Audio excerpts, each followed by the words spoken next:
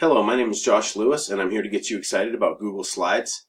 Google Slides is a program as part of the Google Apps where we use the Gmail, Drives, Docs, all kinds of things in our daily lives all the time. This is just a subsection of those items.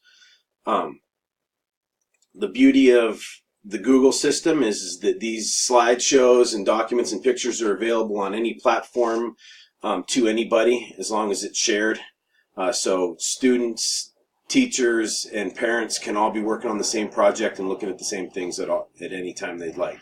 The free templates in the template gallery here, there's a ton of them, but we're going to focus on these educational ones where you can generate flashcards, student photo albums, and different project reports. I made a quick philosophy slideshow from the blank section. As you can see, they're very simple. You can change your themes over here, pretty much add whatever theme you'd like.